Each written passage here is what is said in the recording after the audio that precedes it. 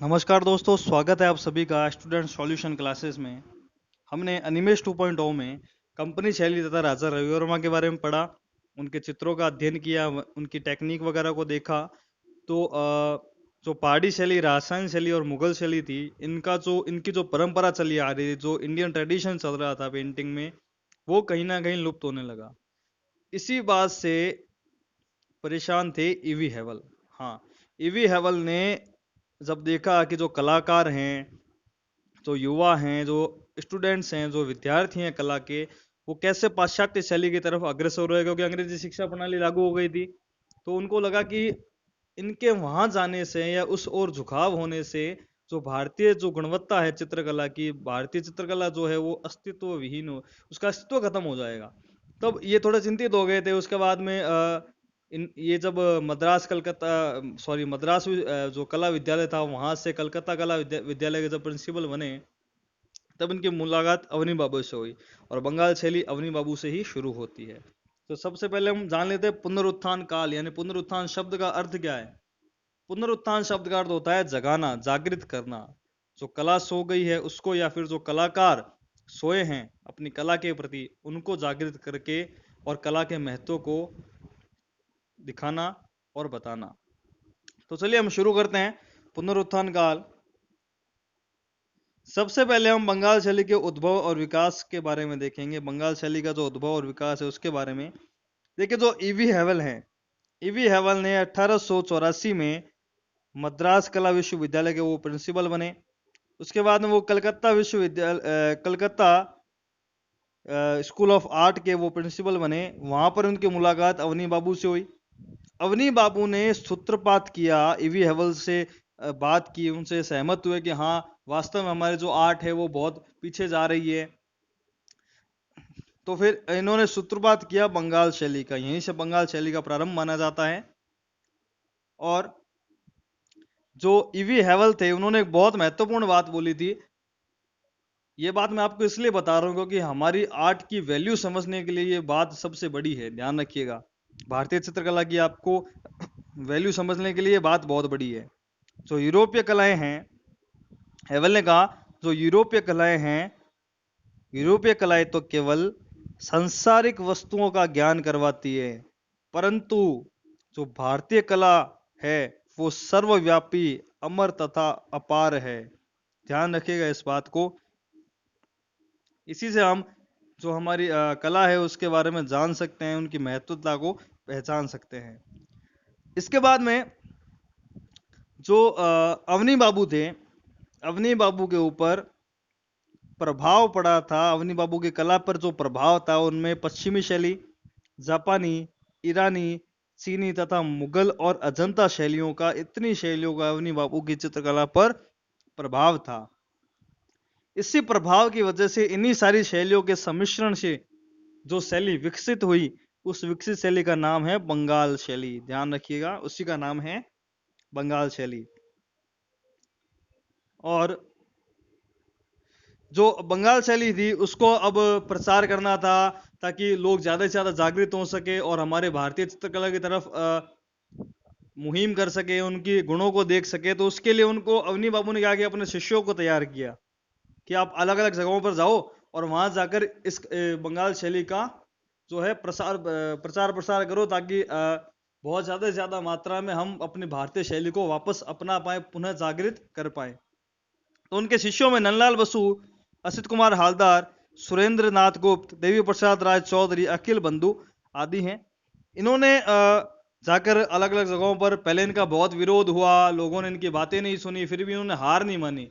इन्होंने वहां जाकर बहुत चीजें की। साथ ही साथ जो अजंता थी, अजंता के बाग के इन्होंने भित्ति चित्र बनाए, उनकी कॉपियां की। देखो, साथ में ये जो बंगाल स्कूल थी, इसको प्रेरणा किसने दी? इसको प्रेरणा देने का श्रेय जाता है अजंता, मुगल और राजस्थानी शैली को। ये इनके प्रेरणा स्रोत थे बंगाल स्कूल के। इसके बाद में जो बंगाल स्कूल है उनमें सरलता, स्पष्टता और स्वाभाविकता दिखाई देती है। बंगाल स्कूल की बहुत अच्छी विशेषता है चित्रों की, उनमें सरलता है, स्पष्टता है तथा स्वाभाविकता है। साथ ही साथ जो बंगाल स्कूल है उसकी जो शरीर की रचना है, वो है तो यूरोपियन नियम के अनुसार, परंतु उसमें प्राचीन पात्र विधान भी है कि कौन कितने ताल का होगा, कैसे उसके पात्र थे, उनको लेके भी इन्होंने जो भारतीय जो प्राचीन विधान था पात्रों का, कैरेक्टर का, उनको लेकर भी इन्होंने उसको भी इसमें समाहित कर लिया था। इसके बाद ये जो रंग यूज करते थे उनमें जल रंग और टेम्परा, ये दोनों महत्वपूर्ण है, यानी कि पोस्टर कलर और वाटर कलर महत्वपूर्ण है। वाटर कलर से ये वॉश पद्धति को यूज करते थे बहुत ज्यादा मात्रा में, और साथ ही साथ एक वर्णीय रंग योजना भी करते थे, जिसका उदाहरण शिव का विषपान है, वो एक वर्णीय रंग योजना है। साथ ही साथ जो बैकग्राउंड होता था या जो पृष्ठभूमि जो होती थी उसको ये रहस्यात्मक बना देते थे वॉश टेक्निक से। इनके जो विषय थे पेंटिंग बनाने के, उनमें ऐतिहासिक, पौराणिक और साहित्यिक, ये सारे तीनों विषय उनमें रहे। साथ ही साथ कहीं कहीं पर घरेलू विषय पर भी चित्रण देखने को मिलता है। ये जो पुनरुत्थान था, ये आंदोलन था, और आंदोलन के रूप में इसकी शुरुआत हुई थी, मूवमेंट के रूप में ये डेवलप हुआ था। और इसको जन सामान्य तक पहुंचाने के लिए, समझाने के लिए, उनको समझाने के लिए हैवल, आनंद कुमार स्वामी, असित कुमार और गांगुली जी ने बहुत ही महत्वपूर्ण योगदान दिया है। उन्होंने समझाया जन सामान्य को कि कैसे हम भारतीय चित्रकला को खो रहे हैं और हमारी जो पहचान है वो अपने हाथों से नष्ट कर रहे हैं। इनकी विशेषता ये है पुनरुत्थान काल की, कि ये सरल और स्पष्ट है, ये बहुत ज्यादा सरल है। इनमें रेखाओं का बहुत महत्व है। इन्होंने विदेशी कागजों का बहुत यूज किया था चित्रण में। साथ ही साथ जो पुनर्जागरण चित्रकला है उसको बंगाल शैली या ठाकुर शैली भी कहा जाता है। अब आते हैं जो चित्रकार हैं उनके बारे में। सबसे पहले हम नंदलाल बसु के बारे में जानेंगे। नंदलाल बसु या नंदलाल बोस जो हैं, उनका जन्म 3 सितंबर 1883 में हुआ था। बहुत जगहों पर इसको 30 दिसंबर 1882 भी किया गया है, पर जो आपकी पुस्तक में है आप वही लिखेंगे। इनका स्थान था बिहार, मुंगेर में। गुरु थे अवनी बाबू, और इनकी शिक्षा स्कूल ऑफ आर्ट में हुई थी, जो कहाँ पर है, कलकत्ता में। साथ ही साथ इन्होंने प्रतिलिपियां बनाई, कॉपीज बनाई थी, कहाँ की, अजंता और बाघ के भित्ति चित्रों की। इनके विषय पौराणिक, धार्मिक और बुद्ध जीवन की घटनाओं से रिलेटेड थे। इनके जो प्रमुख चित्र थे, इनके प्रमुख चित्रों में शिव का विषपान था, सती था, दुर्गा, बुद्ध व मेष, पार्थ सारथी, अर्जुन, संथाल संथालेन, यक्ष व मेघ, गांधी जी की दांडी यात्रा आदि प्रमुख है। ये अध्यक्ष रहे थे कला विभाग शांति निकेतन के। इन्होंने शाही में भी काम किया। जब ये रविंद्रनाथ के साथ चीन गए थे तो वहां पे इन्होंने शाही में काम करना सीखा था। साथ ही साथ इनको शांति निकेतन में मास्टर मोशाई के नाम से भी जाना जाता था। इनको जो पुरस्कार मिले थे, इनके पुरस्कार में पद्म विभूषण महत्वपूर्ण है। भारत सरकार ने इनको पद्म विभूषण से विभूषित किया था। साथ ही साथ ये रत्न सदस्य रहे थे ललित कला अकादमी के। और इनकी जो पुस्तक लिखी थी इन्होंने, उनमें शिल्प कथा तथा रूपावली महत्वपूर्ण है। 1966 में इनकी मृत्यु हो गई थी। अब आते हैं असित कुमार हालदार। असित कुमार हालदार का जन्म 1890 में हुआ था। असित कुमार के गुरु थे अवनी बाबू। ये अध्यक्ष रहे थे, ये भी शांति निकेतन के कला विभाग के। ये प्रधानाचार्य यानी कि प्रिंसिपल बने थे जयपुर स्कूल ऑफ आर्ट और लखनऊ स्कूल ऑफ आर्ट के। ये इनके जो आधुनिक, जो आरंभिक जो चित्र हैं, इनके आरंभिक चित्रों में सरस्वती और महाकाली महत्वपूर्ण है। इन्होंने भ्रमण किया था, अजंता, बाघ और जोगी मारा की गुफाओं का भ्रमण किया, वहां की प्रतिलिपियां बनाई, कॉपीज बनाई वहां के चित्रों की, भित्ति चित्रों की। इनके जो विषय थे, इनके विषय पौराणिक थे। ऋतु संहार था, महाभारत, मेघदूत और उमर खयाम जैसे काव्यों पर इन्होंने चित्रण किया। साथ ही साथ इनके जो चित्र थे उनमें प्रकाश और लय, कुणाल, अकबर, वेद का अध्ययन महत्वपूर्ण है। इनके अलावा इन्होंने जो पुस्तकें लिखी थी उनमें आर्ट एंड ट्रेडिशन और आवर हेरिटेज इन आर्ट महत्वपूर्ण है। 1964 में इनकी मृत्यु हो गई थी। अब आते हैं मोहम्मद अब्दुल रहमान चुगताई। जो मोहम्मद अब्दुल रहमान चुगताई हैं, उनका जन्म 21 सितंबर 1897 को हुआ था। ये इनका परिवार मुगल परिवार था। जो इनके पूर्वज थे अहमद, वो वास्तुशिल्पकार थे जहांगीर की चित्रशाला में, जहांगीर के दरबार में। साथ ही साथ इनके चित्रों की खास बात यह है चुगताई के चित्रों की, कि इनमें सौंदर्य जो है वो बहुत जबरदस्त तरीके से प्रयुक्त है। एस्थेटिक सेंस बहुत अच्छा है। भावात्मक पक्ष इनका बहुत ज्यादा उग्र है, भावात्मक पक्ष बहुत ज्यादा महत्वपूर्ण है। साथ ही साथ जो इन्होंने जो मुद्राएं बनाई हैं वो मुद्राएं भी बहुत ज़्यादा महत्वपूर्ण है यहाँ की। इन्होंने अलग अलग पोजीशन को बनाया। इनकी जो कलम थी, इनकी जो स्टाइल थी, उसको ईरानी मुगल कला कहा जाता था। इनके जो विषय रहे, इनके विषयों में धार्मिक धार्मिक पौराणिक कथाएं इनके विषय रहे थे। साथ ही साथ ये आकर्षक संयोजन, बहुत अच्छा अट्रैक्टिव कंपोजिशन भी करते थे। इनके जो प्रमुख चित्र हैं उनमें होली स्नान के पश्चात देवदासी तथा चित्रलेखा आदि प्रमुख हैं। इनकी आकृति में जो इन्होंने आकृतियां बनाई हैं, ये आकृति चित्र में बहुत जबरदस्त है। उनके उदाहरण में उषा, बंसी युक्त कृष्ण, द्रौपदी एवं पांडव, चैतन्य की पत्नी, विश्व स्तरीय कलाकार इनको माना था। बहुत से विद्वानों ने इनको विश्व स्तरीय कलाकार भी माना था। देखो, इनको गुलाबी पद्म बहुत पसंद था। ये इनको जो कमल का फूल था गुलाबी रंग का, ये अपने लगभग सभी चित्रों में यूज करते थे। आप ऐसा मान सकते हैं ये चित्र का तकिया कलाम था इनके। देखो, इनके जो संग्रहित हैं जो चित्र, उनमें कहाँ कहाँ पर संग्रहित हैं चित्र इनके? इंग्लैंड में, फ्रांस, जर्मनी, रूस और अमेरिका, यहाँ पर इनके चित्र संग्रहित हैं। इनकी 1975 में मृत्यु हो गई थी। इसके बाद में आते हैं आनंद कुमार स्वामी। जो आनंद कुमार स्वामी हैं, उनका जन्म 1877 में हुआ था कोलंबो में, श्रीलंका। इनके पिता तमिल थे जो कि बैरिस्टर थे। आनंद कुमार स्वामी के जन्म के कुछ समय बाद इनके पिता की मृत्यु हो गई थी। फिर इनकी माता जी जो हैं उनको इंग्लैंड लेके चली गई। बाद में जब इनकी शिक्षा वहीं पर हुई थी, इनकी शिक्षा इंग्लैंड में ही हुई थी। उसके बाद ये अधिकारी बने थे, कोलंबो में अधिकारी बने, और वहीं पर उन्होंने उनके अंदर भारतीय कला और दर्शन यानी कि इंडियन जो आर्ट है और जो फिलॉसफी है उनके प्रति रुचि इनमें पैदा हुई, उनके प्रति अनुराग प्रेम इनमें हुआ। इन्होंने यात्राएं की थी 1908 से 13 के मध्य इन्होंने यात्रा की, भ्रमण किया, और अलग अलग जगहों पर जाकर इन्होंने देखा। इन्होंने राजपूत जो पेंटिंग थी, राजपूत और पहाड़ी जो पेंटिंग थी, उनका कलेक्शन किया। साथ ही साथ उन्होंने उनके जो चित्र थे उनको प्रकाशित किया था ऑक्सफोर्ड प्रेस से। इन्होंने टोटल 20 पुस्तकें लिखी। इनकी 20 पुस्तकों में जो महत्वपूर्ण हैं उनमें history of Indian and Indonesian art है, history of Indian and Indonesian art, introduction of Indian art, Rajput painting और डांस ऑफ शिवा महत्वपूर्ण है।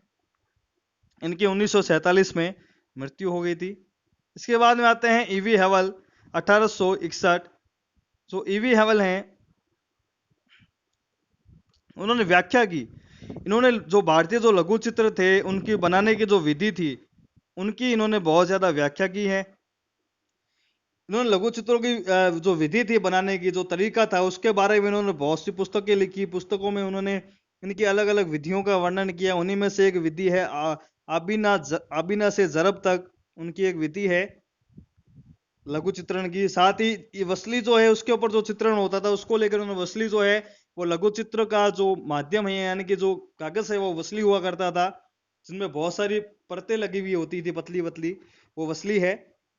देखो, साथ में 1994 में ये कलकत्ता कला विद्यालय के आचार्य बने, और वहीं पर इनकी मुलाकात जैसे कि मैंने आपको बताया अग्नि बाबू से हुई थी। और इन्होंने वहीं पर देखा कि जो कलाकार थे, जो छात्र थे, वो यूरोपियन शैली में काम करने लग गए थे। उससे इनको एक भय हो गया, एक डर हो गया कि हमारी जो भारतीय कला है वो क्या हो जाएगी, कहीं पर विस्मृत ना हो जाए, कहीं खो ना जाए, कहीं भूली ना जाए कलाकार और छात्रों के द्वारा। इन्होंने जो ईवी हेवल थे इन्होंने पुस्तकें लिखी थी, Indian sculpture and painting, Indian sculpture and painting, और इंडियन आर्किटेक्चर, और आइडियल्स ऑफ इंडियन आर्ट। 1934 में इनकी मृत्यु हो गई थी। इसके बाद में आते हैं रविंद्रनाथ। रविंद्रनाथ लेखक थे, कवि थे तथा संगीतज्ञ थे। रविंद्रनाथ जो थे वो लेखक, कवि तथा संगीतज्ञ थे। साथ ही साथ वो दार्शनिक भी थे और चित्रकार या कलाकार भी थे। देखिए, रविंद्रनाथ जो थे ये महत्वपूर्ण भी हैं क्योंकि इन्होंने इनकी कला सबसे अलग थी। इन्होंने 67 की एज में आकर पेंटिंग शुरू की। जब ये कविताएं वगैरह लिखा करते थे, तो उनकी कविता में जो अनावश्यक शब्द आ जाते थे, या जब ये अपनी कविता की काट छाट करते थे, तो जो शब्द होते थे उनको, जो अनावश्यक थे उनको, उनसे एक आकृतियों का निर्माण कर देते थे। धीरे धीरे ऐसा करते करते इनको चित्रकला में, पेंटिंग में रुचि उत्पन्न होने लगी, अनुराग हो गया, उसके प्रति प्रेम हो गया पेंटिंग से। कुछ ही समय में इन्होंने लगभग 3000 चित्र बना डाले। इनकी कला जो वो बहुत ही ज्यादा सहज थी, बहुत सरल कला थी इनकी, और स्पष्टता था इनकी कला में हर चीज। साथ ही साथ वो नियमों से परे थी, क्योंकि इन्होंने परंपरागत पर इन्होंने कोई अध्ययन नहीं किया था पेंटिंग का। इनकी कला जो थी वो स्वतंत्र थी, स्वच्छंद थी। इनका जो माध्यम था रविंद्रनाथ का, वो जल रंग था, और ये रंगीन शाही में भी काम करते थे, साथ साथ में ये पेन से भी बहुत अच्छे चित्र बनाया करते थे। अब इनके बनाने का तरीका क्या था, ये बहुत ही अलग अंदाज में पेंटिंग बनाते थे। ये कभी कभी तुलिकाओं का यूज तो करते, ब्रश से तो बनाते थे, ब्रश से, पर उसके साथ साथ अपने हाथों का, उंगलियों का इस्तेमाल करने लग जाते, कपड़े से बनाने लग जाते। कभी कभी तो ये फूलों की जो पंखुड़ियां होती थी उनको रगड़ देते कैनवस पर, उससे एक रंगीन प्रभाव पैदा कर देते, नेचुरल जो प्रभाव था उससे ला देते थे। उनकी कला ऐसी थी, और इन्हीं कारणों की वजह से इनकी कला को बाल सुलभ कला कहा जाता है, यानी कि चाइल्ड लाइक आर्ट बोला जाता है। इनकी जो कला थी, इनकी पेंटिंग जो हुआ करती थी, उन पेंटिंग में स्वप्निल आकार, यानी कि जो इमेजिनेशन थी, जो काल्पनिक जो फॉर्म्स थी, जो आकार थे, उनमें रहस्यात्मकता है। इनकी पेंटिंग बहुत रहस्यमय है। साथ साथ इनको प्रयोगवादी चित्रकार भी कहा जाता है, क्योंकि एक्सपेरिमेंट किया करने लग गए थे, प्रयोगवादी चित्रकार थे। इन्होंने आधुनिक कला का प्रणेता भी इनको कहा जाता है, इन्हीं से आधुनिक कला का शुरुआत भी मानी जाती है। साथ ही साथ इनके जो सभी चित्र थे वो लगभग सारे शीर्षकहीन थे। इनके चित्रों में माँ और शिशु तथा स्त्री महत्वपूर्ण है, और इनकी मृत्यु 1941 को हो गई थी। देखिए, अब आते हैं यामिनी राय और अमृता शेरगिल। देखो, मैंने अवनींद्र नाथ को इसलिए नहीं लिया क्योंकि उसको उनको हम वो बहुत ही ज्यादा महत्वपूर्ण है, तो उनको थोड़ा डिटेल में पढ़ेंगे, और ज्यादा डिटेल में पढ़ेंगे। और पेंटिंग जो नेक्स्ट वीडियो होगा उसमें जो पेंटिंग्स के बारे में हम पढ़ेंगे, उसी के साथ अवनी बाबू को भी पढ़ेंगे। तो अभी हम यामिनी राय को देखते हैं। तो यामिनी राय हैं, उनका जन्म बांकुरा पश्चिम बंगाल में हुआ था 1887 में इनका जन्म हुआ। इनकी शिक्षा गवर्नमेंट स्कूल ऑफ आर्ट में हुई थी, और इनके जो शुरुआती चित्र थे वो पाश्चात्य शैली में थे। बाद में ये बंगाल शैली से प्रभावित भी हुए, पर इन्होंने इतना काम नहीं किया उस शैली में। इन्होंने चित्र बनाए, ये ग्रामीण से बहुत ज्यादा प्रभावित थे। जो दैनिक जीवन के जो विषय थे उनसे ये बहुत ज्यादा प्रभावित हो गए थे। इनके विषय थे चित्र बनाने के, कुम्हार थे, बुनकर थे, गुड़िया या खिलौने बनाने वाला था। साथ ही साथ कहीं कहीं पर धार्मिक तथा पौराणिक चित्र भी इनके देखे जा सकते हैं। इनको लोक कला से बहुत महत्व था, बहुत प्रेम था इनको लोक कला से। इनके विषय सबसे महत्वपूर्ण लोक कला भी रहा। ये प्रयोग करता थे, ये भी एक्सपेरिमेंटल आर्टिस्ट थे।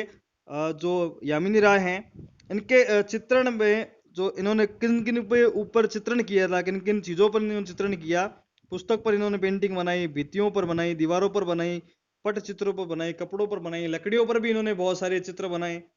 साथ साथ इनके चित्र में जो चित्र हैं उनमें ईसा मसीह और श्रृंगार बहुत महत्वपूर्ण है। और इनके प्रमुख चित्रों में तीन पुजारी ने, सांथाल नृत्य, अंतिम भोज, बिल्ली व केकड़ा और बिल्ली व मछली महत्वपूर्ण है। अन्य जो चित्र है इनका, उसमें कृष्ण एवं बलराम प्रमुख है। इनको पद्म भूषण मिला था भारत सरकार द्वारा, और साथ ही 1972 में इनकी मृत्यु हो गई थी। अब आती है अमृता शेरगिल।